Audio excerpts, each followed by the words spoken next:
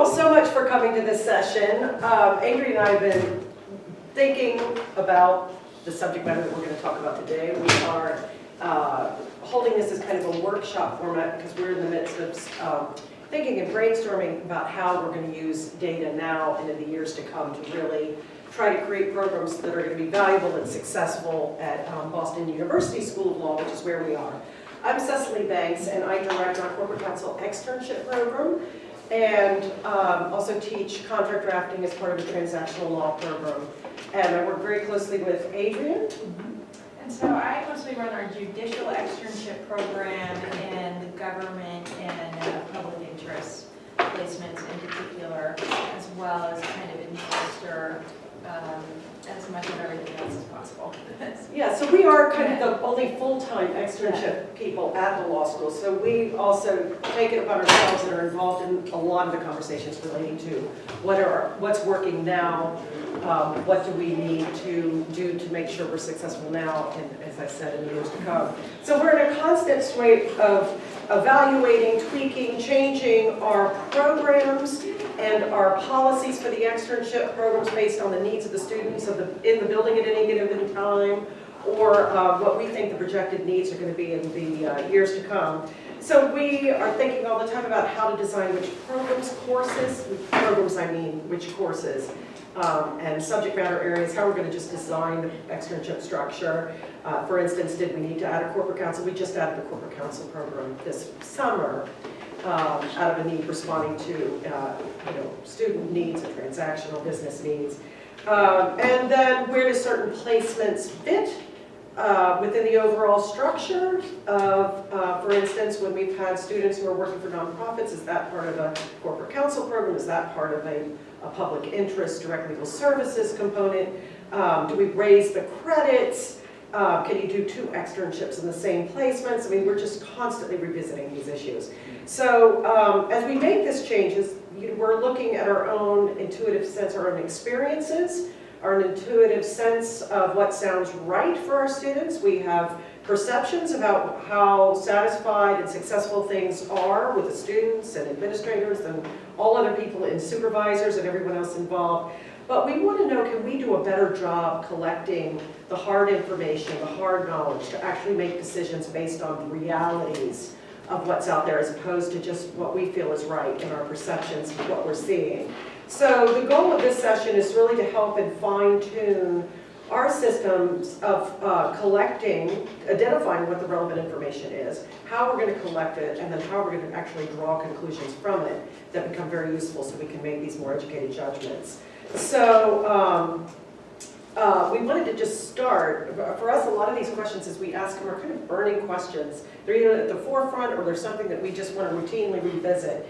And we'd like to ask for you, do you have any issues like this that are kind of burning questions, decisions that you're wanting to make with respect to your externships? Yes? We want to analyze the effect of allowing credit for paid externships. Okay, great. I mean, it's, That's a classic. we're doing it on a pilot basis, and we need to come up with something to assess how it's going. Right, great. Yeah. Good. Any, yes? We're looking to restructure our credits, and so we're collecting data right now on we have our structured 60 hours per credit hour, but the time actually students are spending outside of their work placement doing the curriculum that we have in place. So how much time is that really taking? Yeah, excellent. Great. Perfect. Yes. At Villanova, we'd like to do a better job of advising students on how to plan for the externship that will be best for them, pick among the options that there are, and trying to think about, should our course evaluation data be funneled into what they can expect to learn at different placements, and that'll help guide them. We don't have too much that they can look at right now. They pretty much have to go to me or the faculty advisor for particular types of placements and talk to them about what would my experience be like. Right, so it's very dependent on your individual advising in. Yes. So it's kind of like, should you collect, kind of like make a booklet almost that students can look through with information? Yes, like how would we present it to them? Yeah. What data do we have that we can use to put in it? Do we have to change Yeah, our assessment tools we're using now to collect different data on it, sort of? great. Very interesting. Other, yes. So we've been looking at another school, whether or not this myth that taking more experiential courses versus more passive, Yeah. and also whether or not taking more subject courses improves both the Yeah. 10 years of graduate day. Great, that's a great one. Anyone else? So we're just throwing out ideas now, burning questions that you have at your law schools with respect to externships, because we're trying to get past, for those who just came in, perceptions and intuition and our sense of what's going to work best with our students and what's going to work best in the future too. Develop the right, identify, develop, and collect and make the right conclusions from the information and data that we're getting. So do you have any issues in your schools with respect to externships that are kind of burning issues you'd love to know more about how to inform that decision? Anybody? Good, okay, so those were some great examples. Those are very similar to the kind of issues that we're dealing with.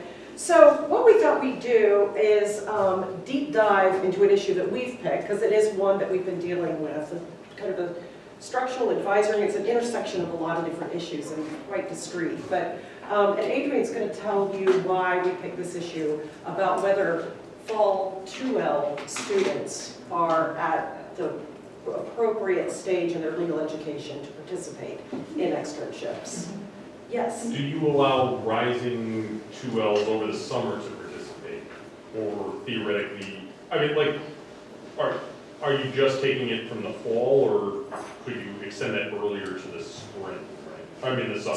So summer after 1L year. Summer after one. Yeah. Yeah, they can do an externship summer after 1L year. We don't really have a summer externship program. Yeah, It's okay. extremely limited, usually to getting dual degree students. Yeah, so the So- first time they can really get credit is in the fall Okay. semester. Okay. Yeah, and so one reason this is coming up is we have a couple new programs. We're going into the second year of the corporate counsel externship. We started a small mid-sized law firm externship. So we're kind of reevaluating our policies around this. Typically, we do not have any restrictions from fall 2Ls doing externships. And just to be clear, we're talking about part-time. We're not talking about semester in practice, because that's just a totally different thing. You know, I work with the judicial students, and our policy is that fall 2Ls cannot apply to the judicial externship program.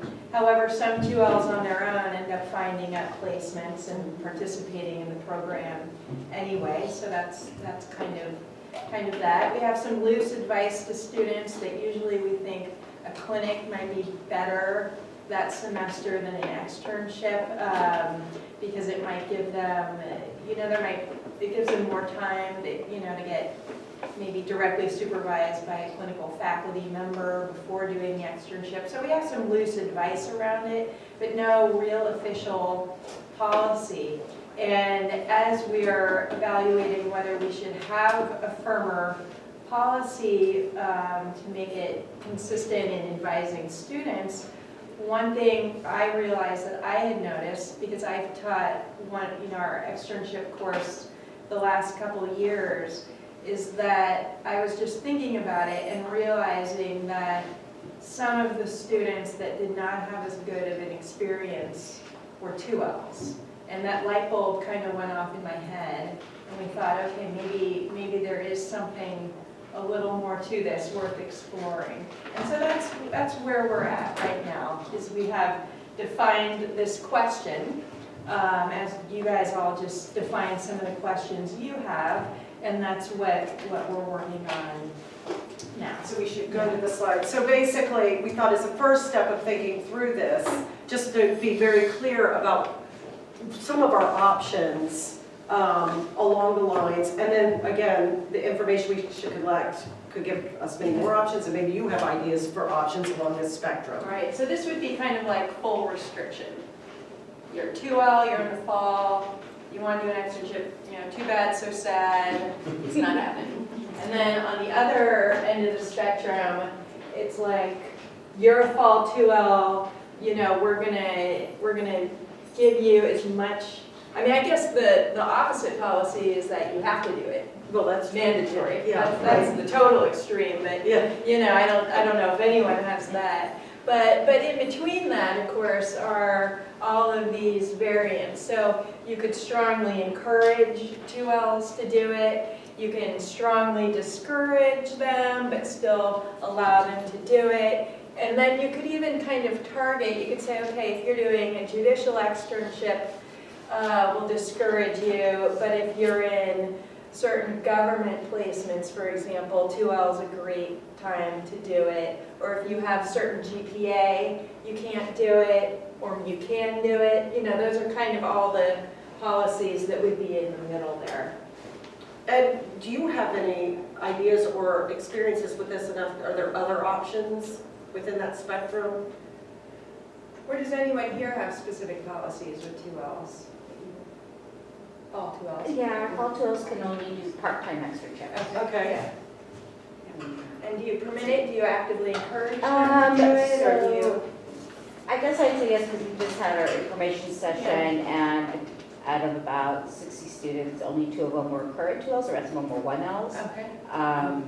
So we don't encourage, I guess, or discourage, but word Yeah. gets out, and Yeah. so yeah, we're somewhere more in the neutral, but Yeah. we react positively when they come in, and we, you know, move heaven and earth to help them get placed where it is that they want to get placed. But those are students who are already proactively coming to us. At my school, we don't have a specific policy. I've never heard of a fall semester 2L wanting a full-time externship somewhere in DC or something. So I hope that doesn't happen. I don't think they're good candidates for that. But in Pennsylvania, the student practice rules prevent fall semester 2Ls from doing our clinics, because they can't have that limited admission to practice. So in Even that, civil, for even timing civil, reasons, Yeah. yeah, I mean, for the timing reasons, I can see why a student might think 2L is my year for externships and 3L is my year for a clinic. Yes. So at Stetson, we only offer part-time externships as well, and we have a similar issue as Pennsylvania, where our clinics are restricted to realistically 3L students for the most part. And what we found is we do allow our students, as they rise to their 2L year, to do judicial externships. We have some grade point average requirements depending on whether they go federal or state, and then within the state, what type of, whether they're in a circuit or a trial court or appellate level. And we have actually had a lot of success with some of the lower performing students doing kind of a purely trial court judicial experience as they enter their 2L year, because it gives them broad exposure to a legal environment without a tremendous amount of actual tangible work product that they're responsible for. It's more of an observational program. Right. Yeah, so that's like certain placements. Yeah, so we Encourage strongly, and then certain students. the rest of our externships, that more of our, for instance, in corporate counsel, we actually restrict to later in the 2L year until they've had certain prerequisites that indoctrinate them in the foundational aspect of that law. That prepare them a little bit better for it, good. Anybody else have anything? Yes. At Mitchell Hamlin, we limit full-time to the last 3 semesters of Okay. law school. And we allow them, I don't say we actively encourage, but we certainly allow them summer after first year and so on. A thing that we've had is a general prereq of professional responsibility, and that has limited, Yes. made it harder to start. And that's something that I wanted to throw out because I'm not sure it's needed, but it interacts with your question. Yeah. about- Very much so, yeah. Yeah. Good, so we just kind of wanted to get in our minds before we kind of move through these steps towards getting to the data, you know, where are we heading with this? What are the different options? And again, this is recursive. This could all change based on what we find out with this example. And so the next thing we want to ask you is you'd want to work out weighing the pros and cons. Again, this is pre-data, kind of the stage pre-data. Brainstorming what are the pros and cons on a particular policy. We picked this one. So can we just brainstorm some of the why you've Yeah, kind of the pros and cons of 2Ls doing, fall 2Ls doing externships. You know, if you were considering what your policy should be, what are the perceived costs and benefits of allowing the 2Ls to do this, the fall 2Ls? Exposure to new practice areas, something that we want to try out, may or may not be a good fit. Good. I found that with some of the 2Ls who didn't do as well as they expected or are already potentially thinking about dropping out of law school, when they do get into some sort of practice area, they excel because it's a different type of learning, and they see like, oh, I can be a lawyer, even though I might not be doing that great in class. Right. Like, it's a different type of So area of the brain and way of learning. it lights and they gain different that bulbs for them, confidence. kind of lights different bulbs. that Right, help and them then in it the motivates nuts. them to sort of, and to think about the lessons they're learning in the classroom. Okay, great, good. Yes, Sometimes it's for career strategy reasons.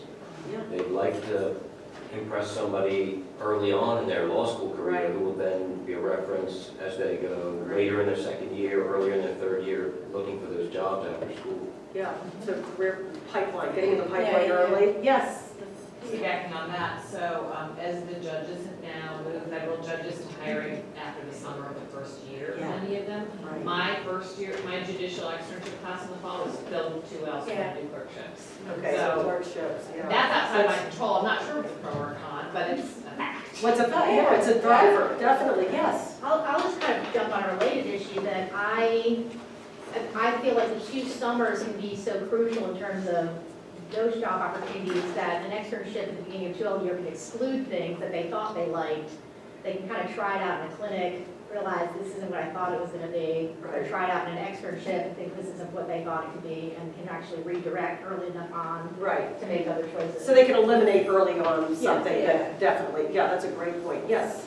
And I think one con that, I don't know if we've seen it at Stetson, but the idea that if you start in the 2L fall, you're also allowing students to participate in choosing their own classes, all the journals, trial teams, moot courts, you're maybe removing that 1L safety net a little too fast for Okay, that's a total good point. exposure. So what's that, kind of like not ready? Is it, or Or they're limiting options early, Yeah, too many options too early. yeah, too many options limited, yes. Another con is I think that a lot of them would be better suited for the work after they've had, say, evidence and trial practice. Yeah. They know what the internship is, but or they don't have the doctrinal knowledge, they just have their first year classes. And so there's so much more they could do a lot better if they had more classes in their development. So not enough acumen yet to be fully prepared. Yes, And so I found that where the placement side has a choice, that they tend to choose 3Ls, and so my 2Ls tend to get worse placements. you know, Yeah. They would be better if they waited until they were 3L, okay, and they sort of rise to the top. great one, yeah. Yes. I'll Yes, say you were the- saying. Well, I'll Sorry, say the don't flip remain side of this on a secrecy. pro.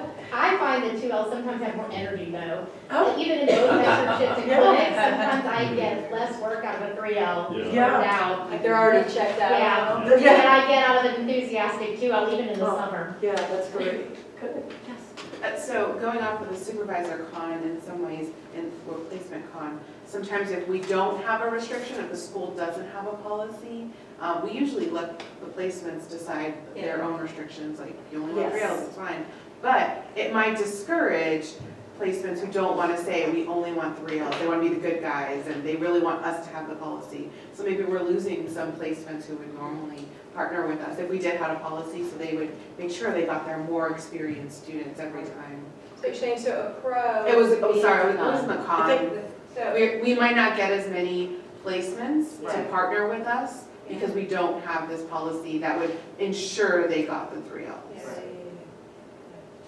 So that's a good, so you'd Yeah, have, I'm you'd have actually- better I'm- luck getting placements if you Yeah, had a rule yeah. preventing Right. the 2Ls from doing it, because then they wouldn't worry about getting unprepared students. I'm actually going to phrase that as a con, more placements available. A Is that pro? It's a pro. You've been a pro. As a pro. A pro. Yeah. Yeah, sorry. However you want. Yeah. Good. Anybody else? Yes, Stetson. Oh, sorry. Ryan, starting earlier, allowing the exposure in the 2L fall allows students to stack experiences that may enhance the Right. skills that they're learning. So Yes, stack more experiences, good. Yes, So the career strategy aspect actually, I think, is a paradox because the student, if they impress the employer early on, they have a nice reference, but if they're not as knowledgeable and haven't developed as much expertise from school, they haven't taken a class, maybe BizOrgs or whatever you call the basic business class, or Fed Tax or something, then they don't impress the employer as much because they don't know as much. So it can kind of work to their disadvantage in that way. It could be a pro or it could be a con. right, so if they're not seen in their strongest light Right. at that particular point in time, maybe though for a lot of their softer skills, but maybe not for some of the acumen, yeah. Yes, We don't do 2L externships, we only do 3L. But I could see the placements, if we did that, the placements that are used to having 3Ls getting 2Ls and being disappointed. So it's kind of that same thing, right, that they're expecting a certain level of work that 2Ls might not be capable of. right. Yeah, I mean, it does beg the question, what is the difference between a 2L and a 3L? Mhm. You know, Need data on that. you need data on that, that's another big data question. You know, I'm sure that is, I'm not sure how many generalizations you can draw from that kind of data either. So anything else, we're kind of using this single model of a question, anything else for this? Good, so you get the idea that you kind of want to, at the beginning of this process, think through, for your unique environments, and every school we know has its own fingerprint and needs, what those pros and cons are for your students. So now, this is where, honestly, in this process of making our decisions, where we stop. We will be adding up the pros and the cons, and this is largely where we stop for a lot of our decisions and go on our gut of what feels right for our students in our school. So what we want to do is try to press this additional step and go to step 3, which is to strategize on identifying the information that we really need and the data and the collection and those kind of things, so we get the knowledge we need to answer the question. And so this is where we would like to really get you all involved here, is thinking through the, helping us identify this information for this particular problem. And we'd love for you to work with somebody around you nearby, maybe in groups of 2 or 3, so that you can talk. And the question is, all right, so we're gonna pick one of these, okay? And we're just gonna say, imagine that one of the cons that you really wanna dig into and take a deep dive. I've heard that word so often this conference, I love it. How do you use it? Deep dive. So if you wanted to go deeper on, is they're just not ready. They don't have either the maturity, the acculturation into the legal profession, they have not prepared themselves with the, they don't have a sense of the profession enough to go in to really feel good about being a self-starter, the way we set them up in externships, to be a self-starter, to go in and build a strong supervisory relationship. Are they able to make the most out of that supervisory relationship and learn as much as we really need them to learn to get the credit that they're supposed to get for that experience? So imagine that we think one of the things we suppose is they're not mature enough to self-start and manage the relationship. How do you know? So how do you know this? How would you figure this out? Your evaluations. Before Okay. or after? So this is before this is part of our decision-making of the policy of whether to allow, whether to allow 2Ls to do fall externships. But one of our concerns, as we've identified, is we think they're not ready yet as a school. But we want to know, is that just my thinking, or is that something we really could figure out? Like what? So that's what we would love for you all to discuss. Your comment right away with the evaluations is a perfect example. Kind of run with that. Think of all the different ways you could identify information, data that would help you start to answer that question. And you may not ever have all the information that you need to answer the question. You've got to decide, when am I feeling like I know enough that I can make this decision? And again, you would analyze a number of those pros and cons in the same way, but we just picked one. So it's you're figuring out what is the reality of this belief, this fear you have, that one of the negative consequences is just that they're not mature enough to be able to work with the supervisor and manage their own experience. I would Yes. figure that And out. is our starting point that we already have a program and we're looking to eliminate it, or we don't have a program and we're looking to possibly It institute it? doesn't matter. It's a good question. Yeah. Are you looking for, are you looking for, Right. What is that? are you looking for purely quantitative, like things you can survey, or also like qualitative, like All of my that. impressions of my students or my meetings with them? All, I would put it all together, like, what is everything you'd rely on to try to know whether this is actually reality or And perception? that's a great question. So assume that you already have it, assume that you already Yeah, assume you permit. permitted, so you have all that data. If you've never done it, yeah.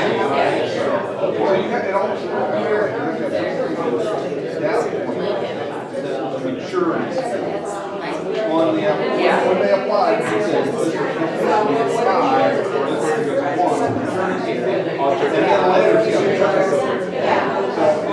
that's what I think so.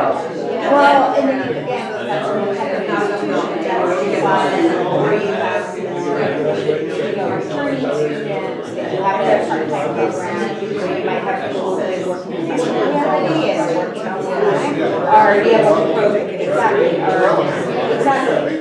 like in some LA, and I'm at UCLA, undergrad, JD program, and you, I would say, who went out and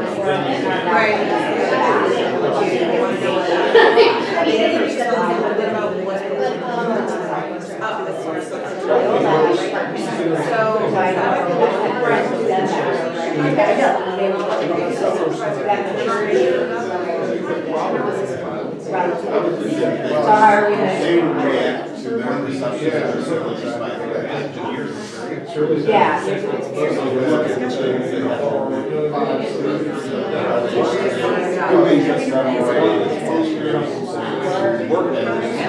Figuring out what the dates are. I mean, it's like, you're saying, get students to identify what our characteristics are, how they're looking for that. And then some your experience, I get started the first two and not that we're thinking of these that are good measures. Or grades. Yeah, right. We're trying to get that. So if they got one, maybe they're not even applying. There's some select right? Yeah.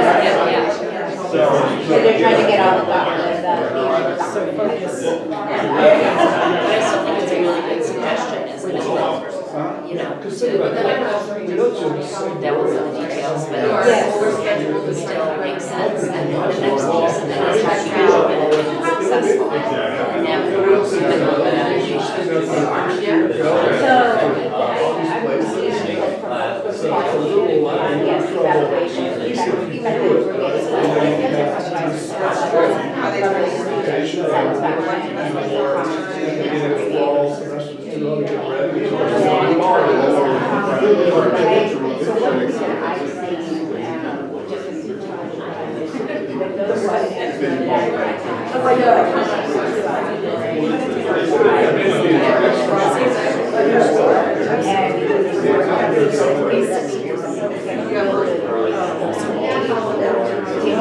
Yeah, exactly.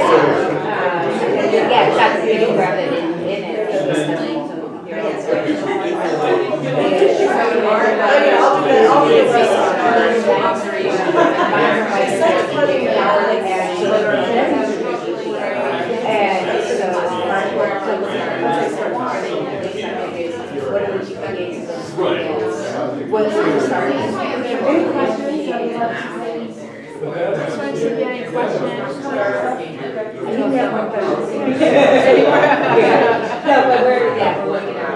I guess one we're trying to figure out a method. I personally measure Sometimes they have, maturity to the I method. find, Maybe this is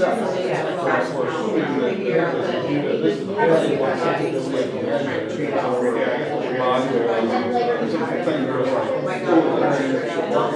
coming in. Exactly. Oh, yeah, that's a big dynamic with how Are they even gonna apply? Or are they not gonna? Yeah. I don't know. Yeah. That would be the mechanism, I guess, to. And are we measuring professional maturity, are we measuring age maturity, are we measuring academic maturity?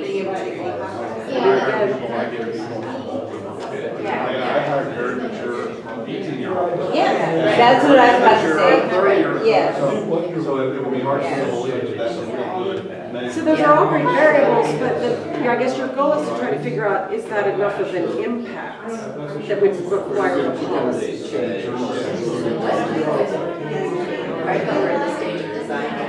Because right now you're figuring, yeah, so you have to have the information that you need to figure out, is it really an impact? Like, does it make a difference? Right. That's all I'm saying, that's all I'm Right. If it's true that all 2L students are not managing their relationship with their supervisor, how would you figure that out?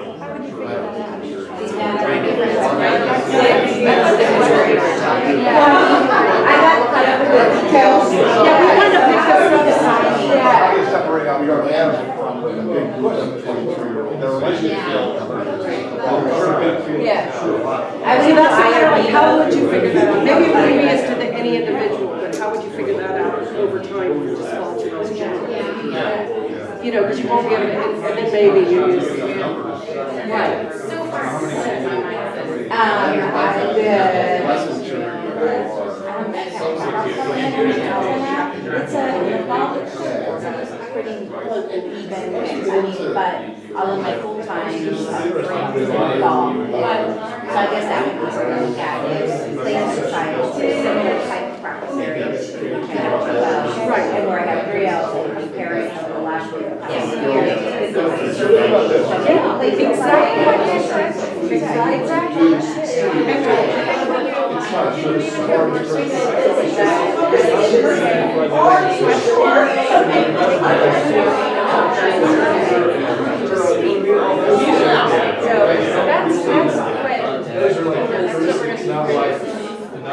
Well, what you have collecting now. Well, yeah, so that, well, I mean, go back to that, and then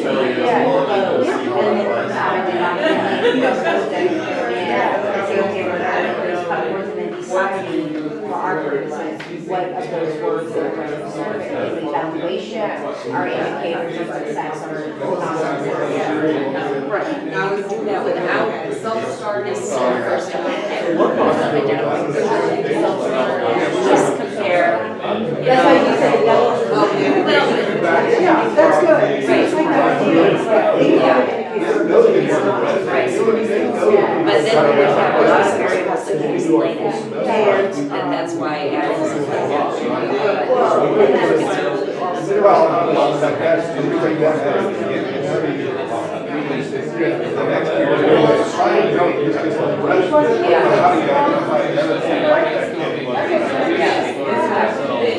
Well, but they're trying to make a policy, so they're really not asking how to identify these people. Trying to identify whether, yeah, I mean, I'd rather approach them the way I think the approach would be to see if we can identify who would succeed. But I think they're wondering, is there enough general risk of not succeeding that we can blanket? Right. You eliminate the fact that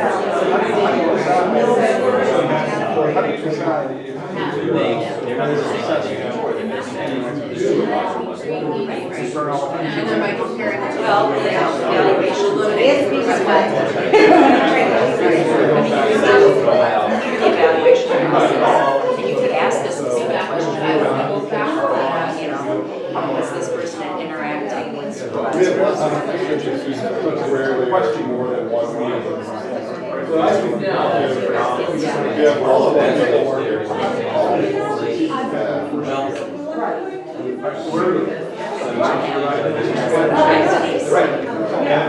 And where you?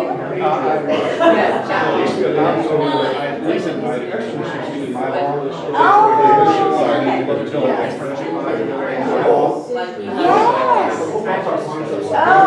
you're gonna be going to veteran. Well, because I'm the mylaw person in our office, and I was for services as well, and I was very good, and looking at how everyone's working with us, and lots of They take 4, 5, 30, Are they, well, I should pick up, I don't know. Their customer service is on our box side, and their support and their, so I was on some of those committee meetings, even talking to candidates who do the, and every time they're getting, you know, the we are having a meeting, and they kept telling us that we didn't have an idea, so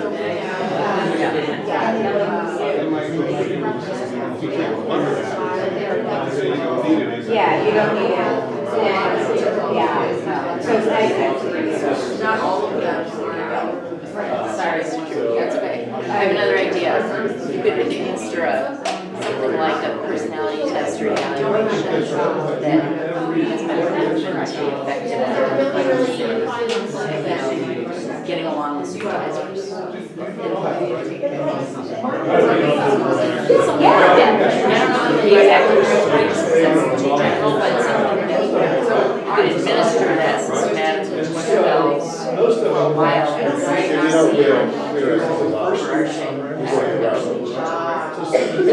We don't have One policy or another policy.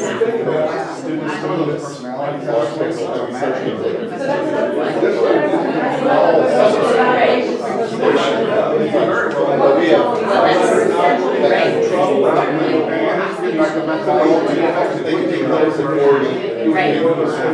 Well, and I'll know that these people are interested in figuring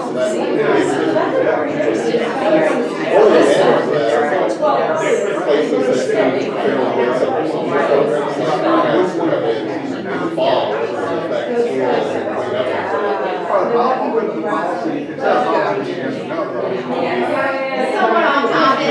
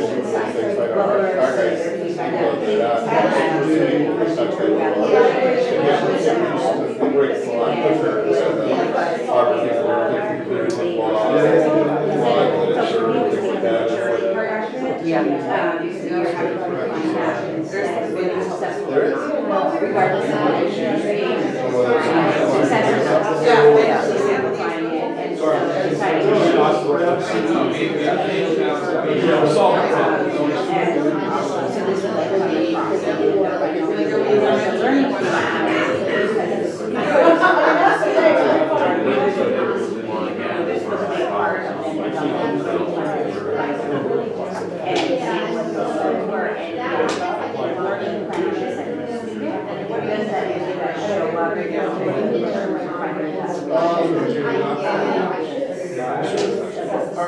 biggest question is something experiential as part of really because we're going around. And then we're a nationwide level, so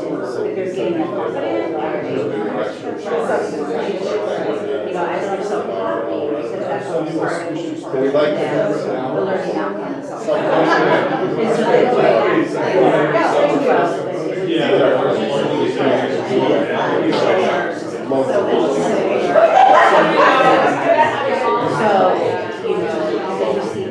that's what I'm trying to figure out.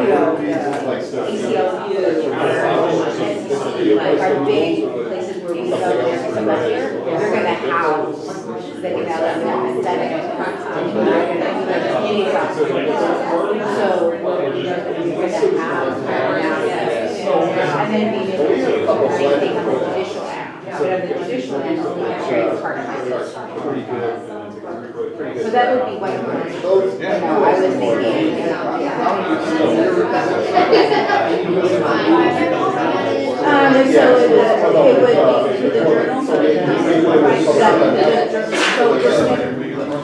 Oh, yeah. Yeah, so the journals are reflective essays. So every 2 weeks, they would need to submit reflective essays. So sort of like, softwalternative.com that they use. So for the purposes of my life,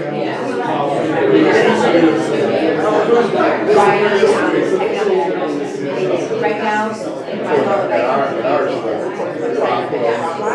and each of the different faculty, I have a specific journal one. And so they, so instead of them just dropping it in there, perhaps they actually have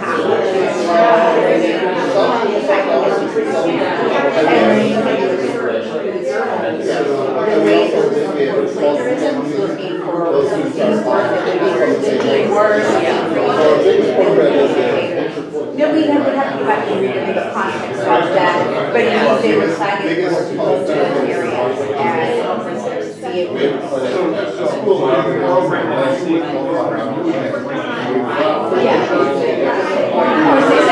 for me, it would be about that's the story, it would be about getting along with and then so then this is looking at that. So because yes,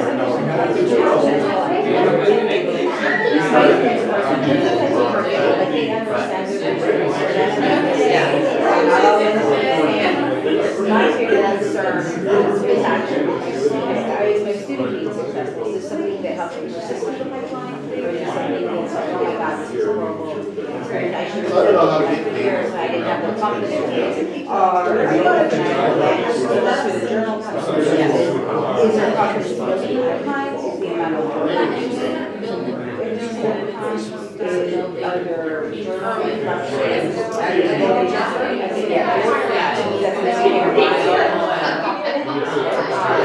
So looking at and then looking at that last validation.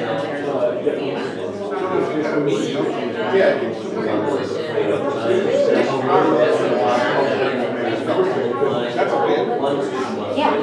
to me.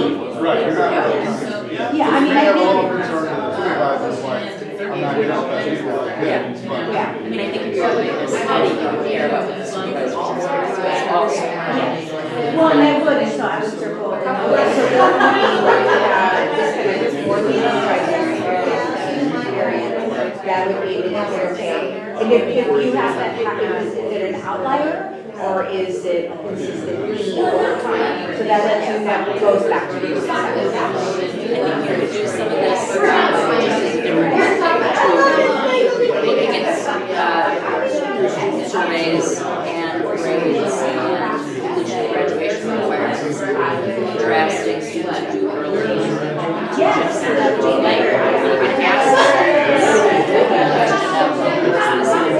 Experience and encourage them to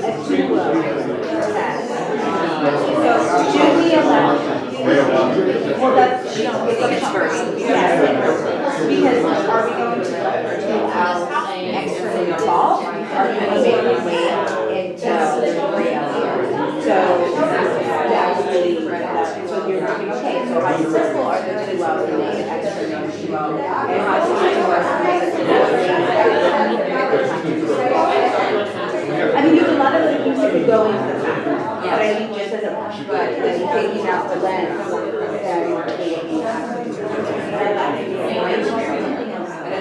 certain experiences to their, the experience they have on their. so maybe that becomes part of my graduation. Persistence in pipeline. Yeah, Sort of trying to measure from their perspective, how did it affect their resilience for law school, something like Meaning, so if somebody comes out of this already with higher than just like I'll write this up. So you're getting out of the pipeline. So you have the graduation, and do the pipeline, there's holes in it, and do they continue through the pipeline to graduation? Or do they fall out of this pipeline? So what is it, at the end of their 1 year, they're pulling up 1.9 GPA and making everybody else's invest cost 10%, and they're not, I really think it is a mandatory curve. Somebody has to come in at one point, no. There's no way, so doing that 2L year, you're like, oh my God, if Mr. Thompson's going to be successful at the placement side. And that would be my intention. All right, so we have They this don't have a this salary. perceived idea that all 2Ls can't manage the experience as well with the supervisor. They can't, maybe aren't mature enough to have that relationship. They can't really self-start. We sort of suspect this, but now we're trying to figure out what tools, what data we can collect to figure out if this perceived idea we have is in the ballpark of being true or not. So who here, what did you guys come up with? What would be a good way? What are some good ways you could figure this out? Why don't we go, we'll just go group by group around. Yeah. Okay, that sounds good. So we're comparing basically we're assuming we had some 2Ls and 3Ls there and we're eliminating. Yeah. So we're comparing the supervisor's evaluation, we're looking at also the self-evaluation, and we'll tell you what within that we're looking at.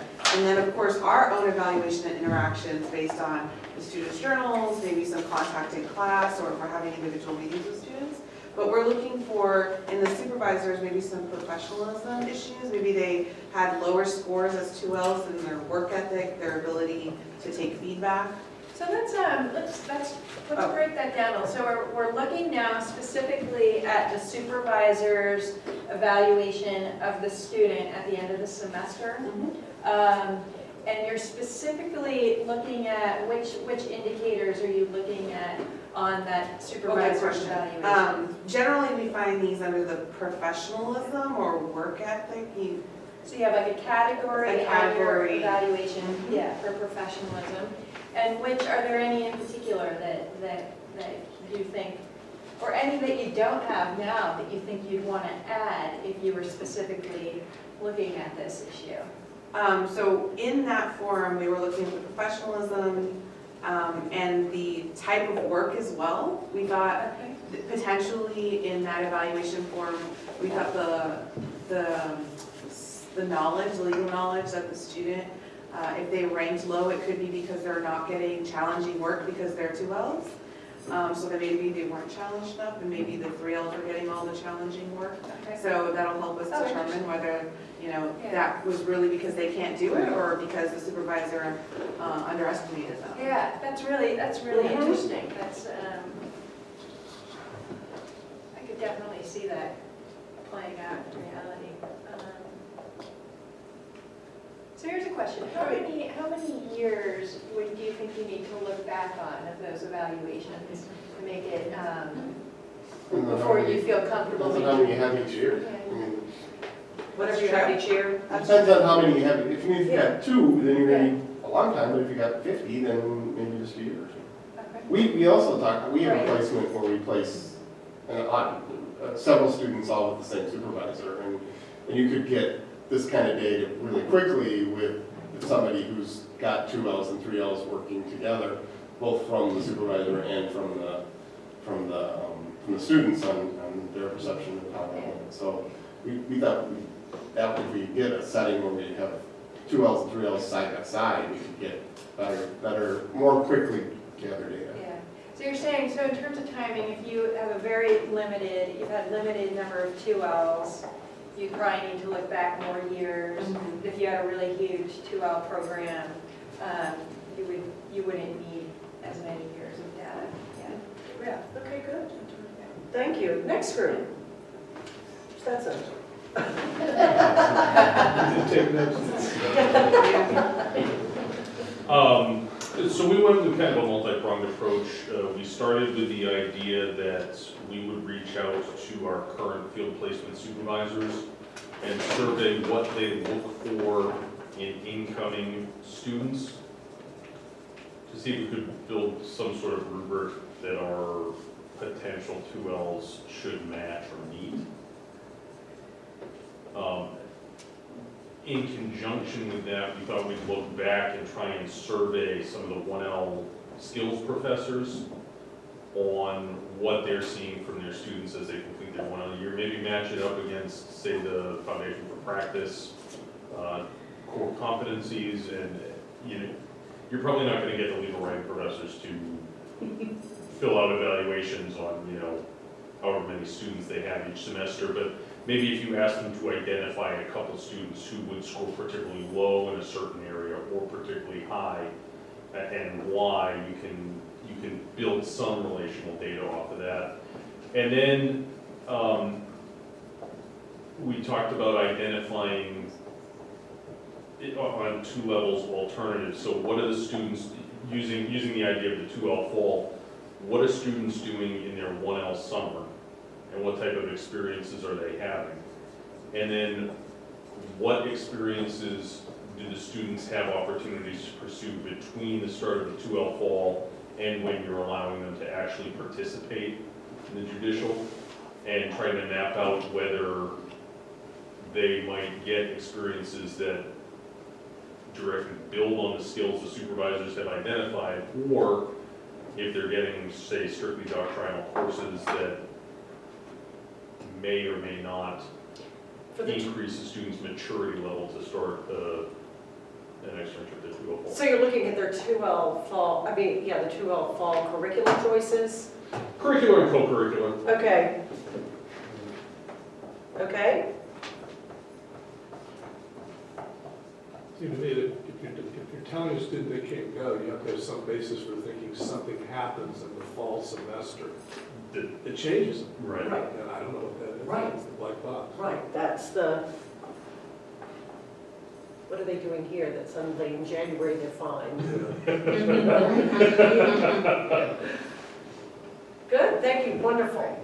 Great examples. Yes? Margaret? Okay, doesn't go ahead. We did the evaluation piece.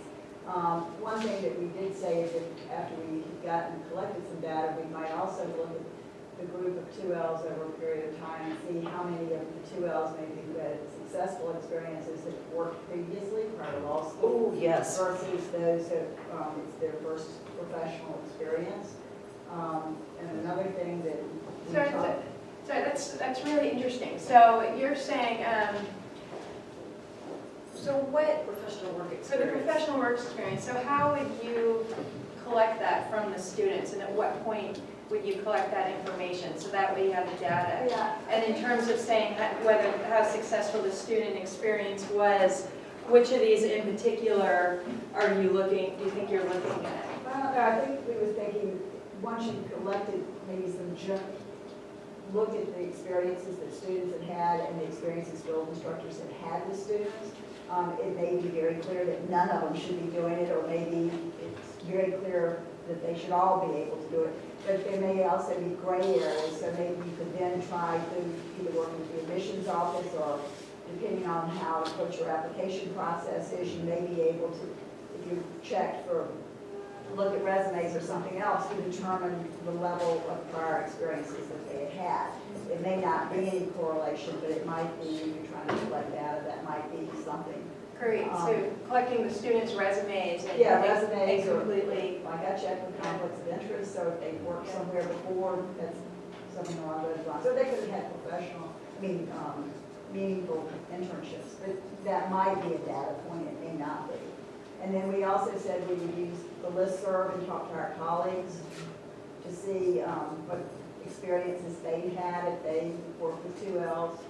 And then another one, and I didn't know if this you did, but the idea of even looking for, you could develop, like, almost like doing discovery, certain words that might be keywords that would, in looking through journals or other things that would, again, provide some data. That could be a lot of work. Great. Yeah. Well, I had thought along those lines, because I was thinking of looking at my journals for words that signified passivity, words that signified isolation, like I don't leave my cubicle, words that signified difficulty getting feedback because very nervous about approaching a person.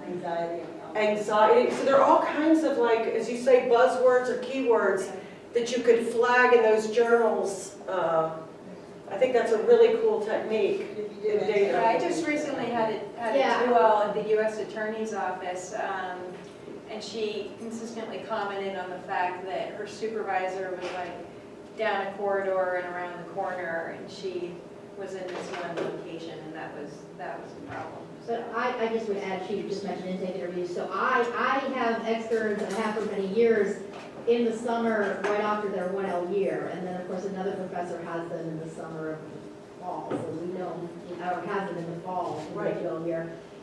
And I think the intake interview, if you have time to do that, I require a certain amount of self-initiative of things they have to navigate, a goal-setting exercise before they come in reading the manual. I can very quickly tell they did or did not read the material that I signed, or they did or did not set the goal before they come in. So it requiring some time management on their part, or some self-starting before you come in to see me. Yeah. It's something, and I don't assess it. Honestly, I usually deal with the 2Ls. I don't now compare between 2Ls and 3Ls, and that's something I think I can do, is get with my fellow professors and compare it with the 3Ls that they're supervising versus the 2Ls I'm supervising. And so you would need, there's an extra step that with the journals as well, where you have to have some sort of like spreadsheet where you're making notes, even if it's just like, I met with, the 3 of the 5 2L students indicated, an inability to manage their time preparing for the interview or whatever. Yeah, back here. Can I ask a follow-up to that? Because I've never considered that, and that's a brilliant idea. So I didn't come up with it. I called somebody else. So It helps. before they even come to you, so you said a meeting. Can you flesh out? Yeah, so this is my colleague Alex Shearer, who's been doing this for 20 years, and I have to say, coming out of practice doing this adjunct, I'm like, I have to have an intake interview with every single student, and I just have big orientation.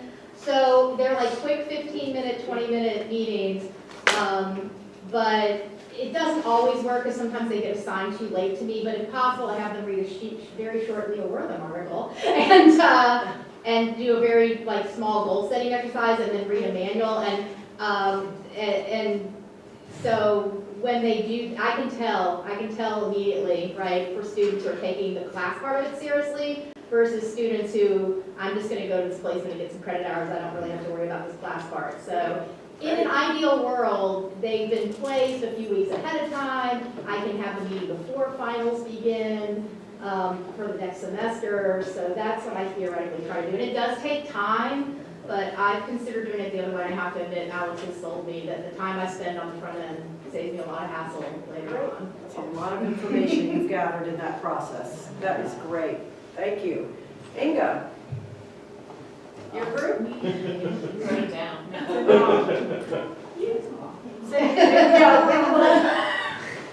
Anyone?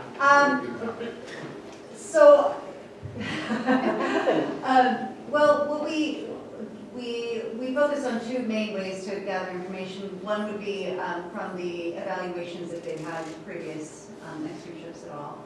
And the other way, Sorry, when you're saying the evaluations of the externship, you're talking about the students' evaluations?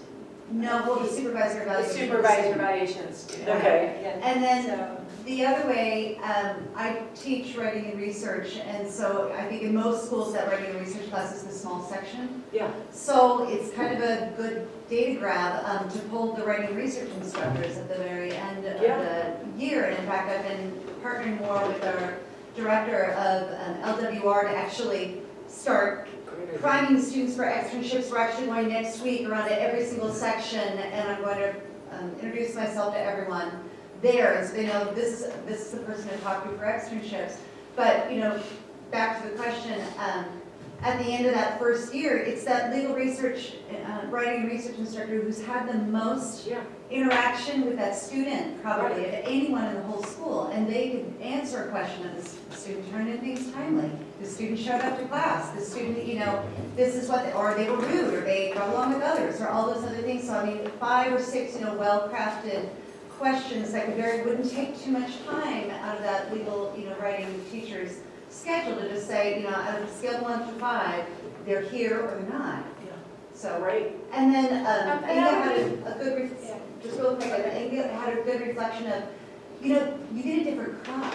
You know, so it's interesting, you know, oh, I can compare 2Ls and 3Ls, maybe, because there's always that class that, you know, the current has carried them and they're all on the ball. And there's always that class where you're like, what is going on? Right. So I thought that was interesting, where you're gonna have outliers. Yeah. Well, I was just thinking that towards, I mean, if you're collecting that information from the 1L writing instructor, and obviously that's really important for, you know, being able to advise certain students and make decisions with individual students. But if you're gonna apply that toward determining, making a policy decision around it, how would you do that? Would you take, because I think it's possible, you know, but with, you know, creative, you could get the results for all the 2Ls that you've had the last several years, and the fall 2Ls who've done the program, and you could compare what the writing instructors have in fact said, and whether that played out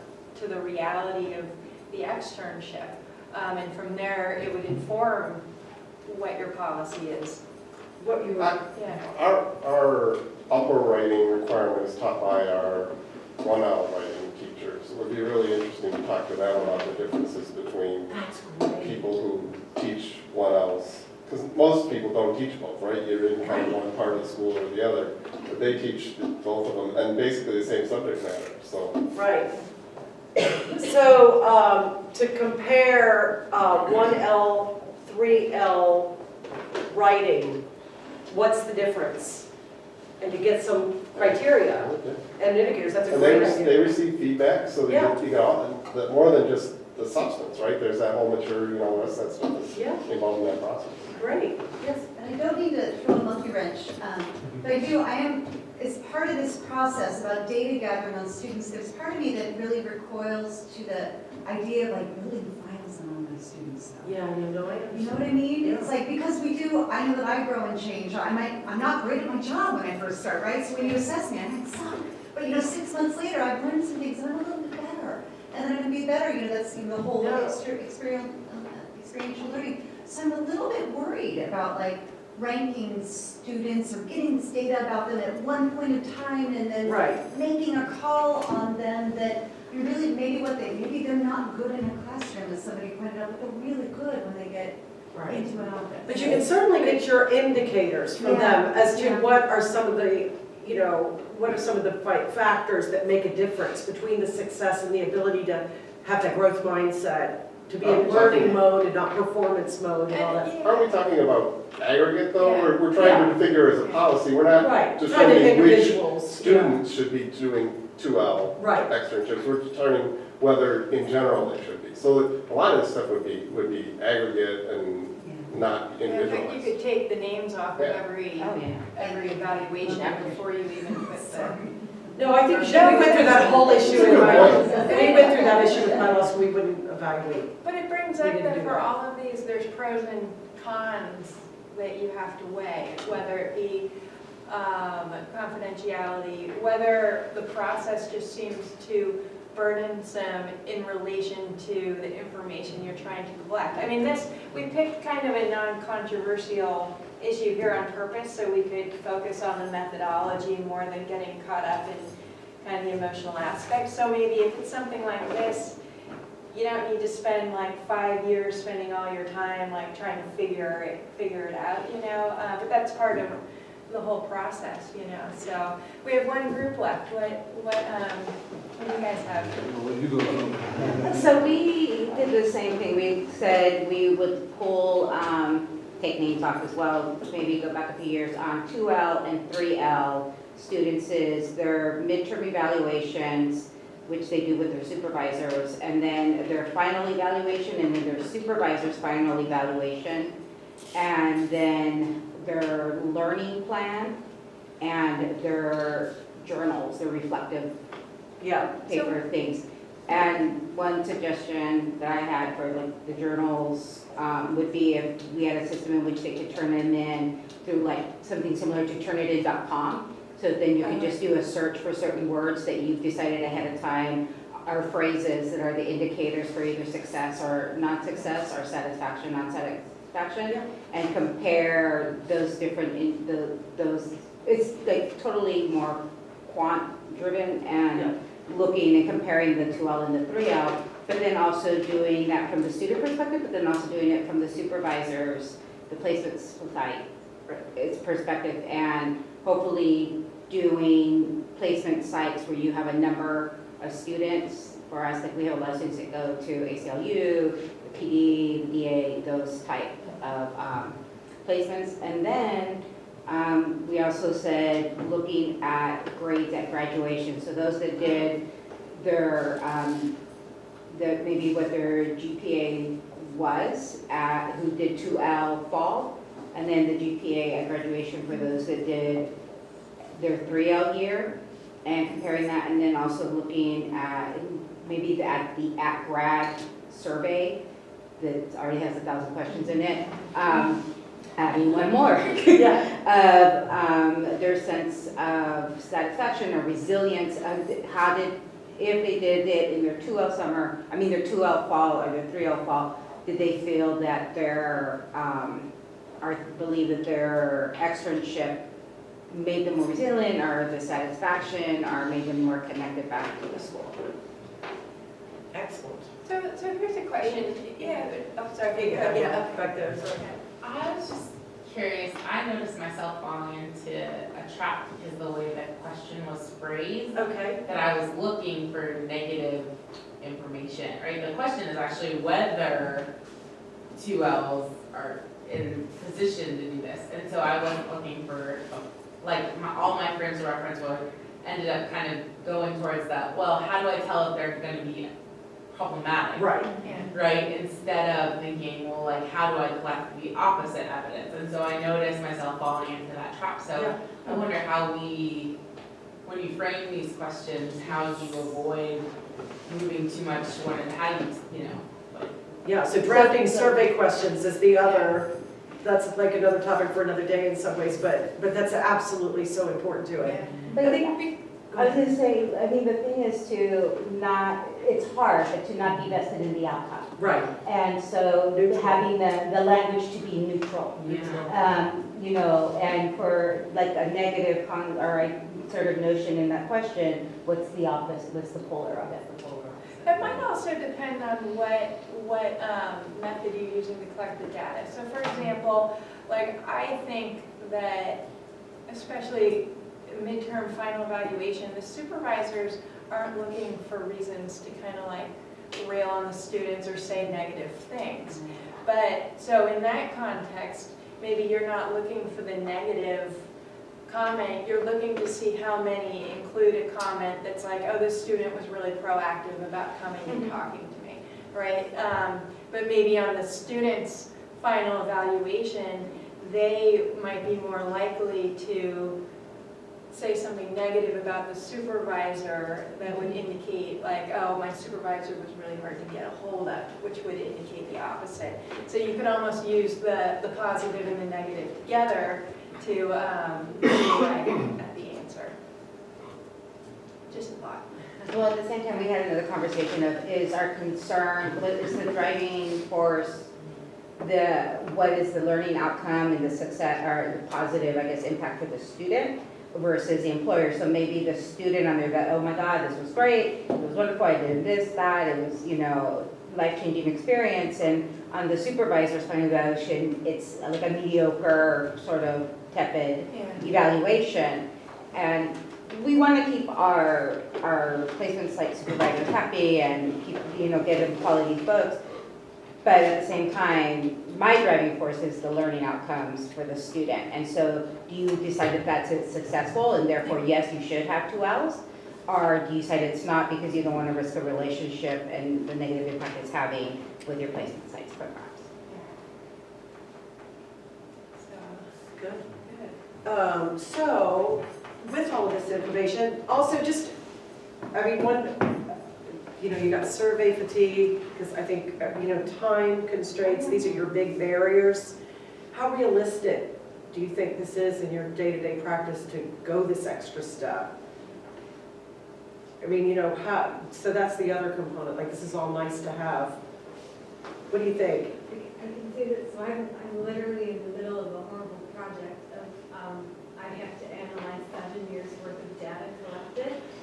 So, but what I use is I use an Excel spreadsheet, and luckily I ask the same 10 questions. But what I do is, I literally do it at night. So I download most of it off Blackboard where I collected it. They turn in the homework assignments on Blackboard, and our system lets the Blackboard hold it for X amount for the whole time. So you just go back and download the assignments, save them on Dropbox, and then at night when I'm so freaking exhausted I can't think, this is when you just kind of slowly start copy paste.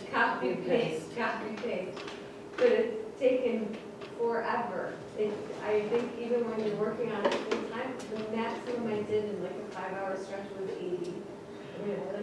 And when you need to do hundreds, 80 doesn't seem like a lot.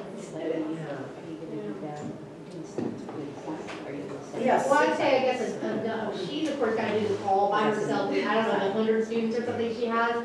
So luckily I have the luxury of, we have several externship programs taught by several different professors. So, I would envision our first step would be to get consensus of, several professors collecting similar data and storing it in a similar way, how do we do that? And then having an admin available, right? Now, we do have the luxury now of having an associate dean for clinic and experiential learning, so perhaps under that office, but I would not foresee myself being able to do this spreadsheet, let me put it that way.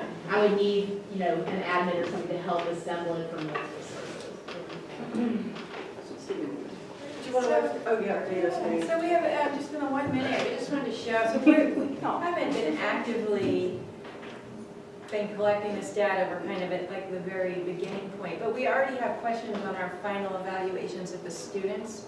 We have a student survey or evaluation of the placement. And we asked these 3 questions. Were the assignments challenging and interesting? How was the quality of the supervision and feedback? And would you recommend this placement to another student? So about a month ago, I come through all the data and put together the averages of the 3Ls versus the 2Ls reporting. And it was actually kind of interesting, especially fall 2017, the 3Ls, the average was 4.51 and the 2Ls was 3.91 in terms of how they were ranking their supervisor and the feedback, which shows they were less happy.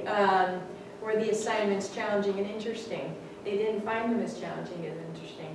And that was, I think, was that your comment about, are they given less, less valuable work, So I don't know what you do. We don't know what you do with this yet. You have to decide at what point it's statistically significant. But this is our starting.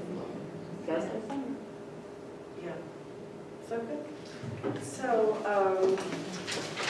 think that's it. Any questions? Any questions? Does it, I know it probably scares everybody off of everyone who has perceptions. Let's just go with our guts, and that's good. Thank